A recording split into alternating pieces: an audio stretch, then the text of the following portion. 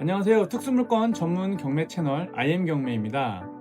여러분, 낙찰은 됐는데 입찰 보증금만 내고 잔금을 안 치르는 이른바 미납 사건들 들어보셨죠? 이번 물건은 무려 2번이나 미납 사건이 발생을 했습니다. 저도 이때 입찰을 참여했었는데요. 아마 대부분은 뭔가 있나 보다 하면서 이제 입찰을 포기하셨을 거예요. 2번이나 미납된 경매 물건, 투자자들이 도망간 이유, 오늘 같이 알아보겠습니다. 저도 처음엔 의아했습니다. 권리 분석을 해보니까 너무 깨끗했거든요. 선순위 임차인도 배당 요구를 해서 낙찰자가 인수할 돈도 하나도 없었습니다. 겉으로 보면은 아주 안전한 물건처럼 보이죠. 그런데 왜 2번이나 입찰 보증금을 포기하고 미납을 했을까요? 실제 투자자가 아니면 알 수 없는 비밀이 숨겨져 있습니다. 오늘 영상 기대하세요. 사건 번호는 2023 타경 351입니다. 경기도 남양주시 금곡동에 위치한 상가주택입니다. 금곡동은 입지가 정말 좋아요. 금곡역에서 해당 물건지가 도보로 5분 정도 걸리고요. 바로 길 건너에는 금곡초등학교가 있습니다. 그리고 다산 신도시 바로 앞인데요. 추후에 이제 재개발 기대감도 있는 아주 입지가 좋은 곳입니다. 토지 면적은 37평, 건물은 150평입니다. 2차 때 3명이 응찰을 했고 5억 3,892만 원에 낙찰이 됐습니다. 근데 낙찰자는 미납을 했고요. 4차 때 다시 4억 3,255만 원 낙찰이 됐는데 두 번째 낙찰자도 미납을 했습니다. 결국 5차 때 3억 600만 원에 단독 입찰이 됐는데요. 권리 분석의 결론부터 말씀드리면 이 물건은 권리상의 하자는 하나도 없습니다. 근데 왜 이렇게 미납이 많이 일어났을까요? 그건 조금 뒤에 제가 설명을 드리겠습니다. 물건 현황을 보겠습니다. 면적 20평에 지하층이 있고 5층 건물로 구성이 되어 있습니다. 여기 이렇게 건축물 대장을 보면 12년 7월 13일에 옥상에 무단 증축으로 위반 건축물에 대한 원상복구 명령이 되어 있습니다. 그리고 2012년 8월 27일에 위반 건축물 표시가 해제가 되었습니다. 즉, 이 위반 건축물 문제를 해결하고 원상복구를 했다는 뜻이죠. 근데 막상 임장을 가보면 아직도 옥상에 위반 건축물이 존재합니다. 근데 아마 제 생각으로는 이제 원상복구를 하고 이 위반 건축물 등재된 걸 해제했다가 다시 설치한 것으로 예상이 됩니다. 현황은 위반 건축물 등재는 안 되어 있지만 대출 받을 때 대출이 안 나올 수 있는 변수는 대비를 하고 입찰을 해야 했던 물건입니다. 다음으로 임차인 현황을 보겠습니다. 임차인은 총 7명이고 6명은 대항력이 없는 후순위 임차인이고 1명의 선순위 임차인이 존재합니다. 이 1명의 선순위 임차인은 배당 요구를 했기 때문에 낙찰자가 추가로 인수해야 될 금액은 없습니다. 등기부 현황을 보겠습니다. 2009년 12월 16일 송모 씨가 매수를 합니다. 그리고 같은 날 봉천 새마을금고에서 3억 2,500만 원을 채권 최고액으로 한 근저당 설정 등기가 설정되었습니다. 이게 말소기준 권리입니다. 그 이후 임차권과 근저당권이 있지만 모두 경매로 인해 소멸하는 권리들입니다.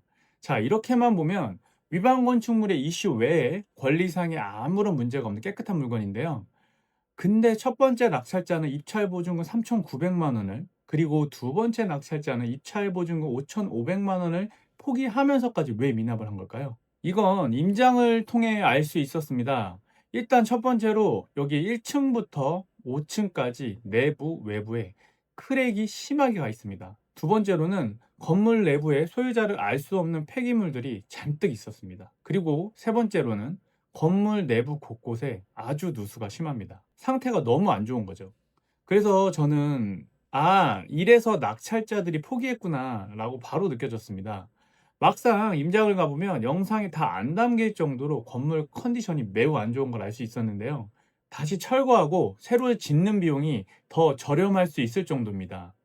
그 말인즉슨 낙찰대금 외에 건물의 보수 비용까지 생각을 하고 입찰에 참여해야 한다는 겁니다. 근데 12년이나 경매를 했던 제가 이런 사실을 몰랐을까요? 알았습니다. 근데 저는 왜 알면서 입찰을 참여했을까요? 그 비밀은 용적률과 건폐율에 있습니다. 이제 실제 투자자만 알 수 있는 비밀을 알려드릴게요. 집중하세요. 이 사건을 다루신 분들도 꽤 많이 계신 걸로 알고 있는데 제 영상과 한번 비교를 해보시면 좋을 것 같습니다. 일단 현재 이 건물은 제1종 일반 주거지역입니다. 남양주 금곡동의 제1종 일반 주거지역은 현재 건폐율 60%에 용적률이 200%입니다. 이 말이 뭐냐? 우리 경매사건 토지가 37평이죠. 만약 이 토지에 다시 건물을 지으면 22평 바닥 면적에 건물은 74평으로밖에 짓지 못합니다. 다시 물건 현황을 볼게요. 지금의 건물의 면적은 지하, 옥상 포함 150평입니다. 다시 한번 말씀드리면 이 건물은 새로 지으면 지금 면적의 약 50%가량의 면적을 손실을 봅니다. 즉 37평 땅에 새로 지으면 74평밖에 못 짓게 되는 겁니다. 지금 건물이 150평이니까 새로 짓는 순간 면적이 반토막이 나는 겁니다. 그만큼 면적이 50% 반토막 난 만큼 임대 수익률과 임차 보증금에 대한 손실이 있게 되겠죠. 그럼 건물의 가치도 떨어지게 되는 겁니다. 그럼 어떻게 해야 될까요?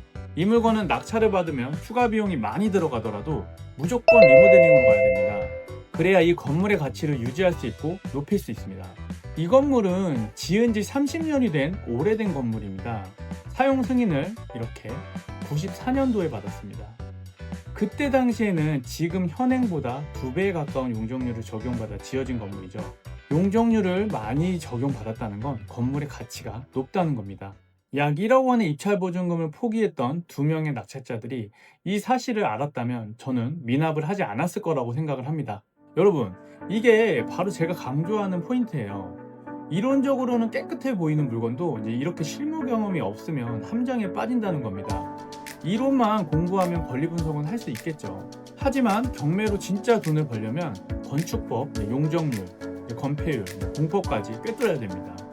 이론 공부만 하면 결국 중요한 걸 놓치게 됩니다.